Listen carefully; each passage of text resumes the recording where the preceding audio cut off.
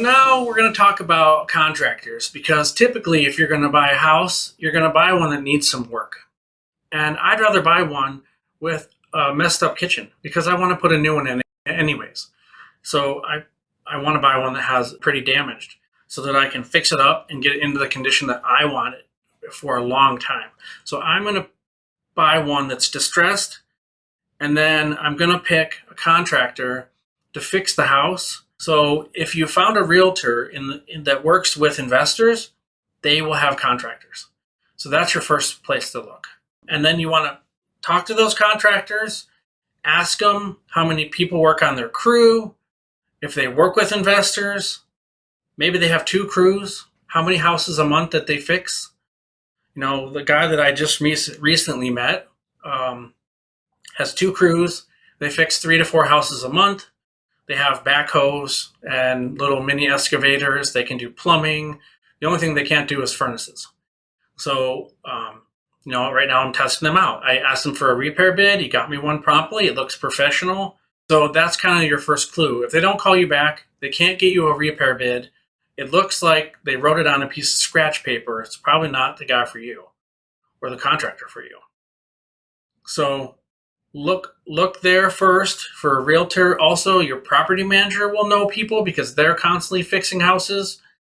Look on Craigslist. Do they have advertisements there? Are they advertised there? Go on Google and look at all the reviews. If you need a specific contractor, that's where I find contractors all the time. If you need a specific roofer or a gutter guy, look on there and see if they have 30 great reviews. Chances are good that's going to be a pretty good contractor. Typically, I have a few different subs. I have a roofer, I have a gutter guy, I have some kind of exterior person that does windows, siding, paint, exterior, stuff like that.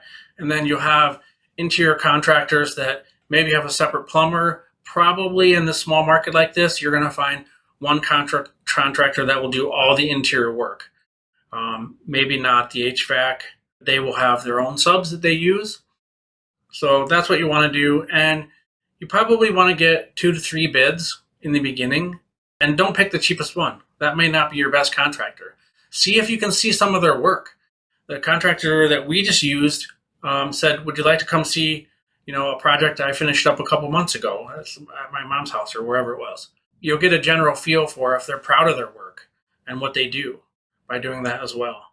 My best friend is a contractor here in Idaho.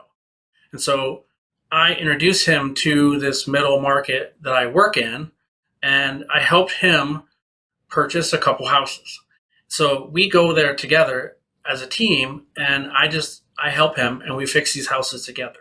So I'm able to do things in that way. We're able to fix them very quickly.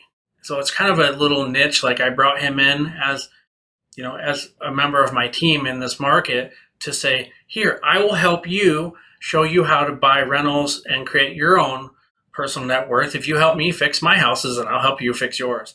So there's a couple of people that I brought onto my team that add different components into the mix. So I have a contractor.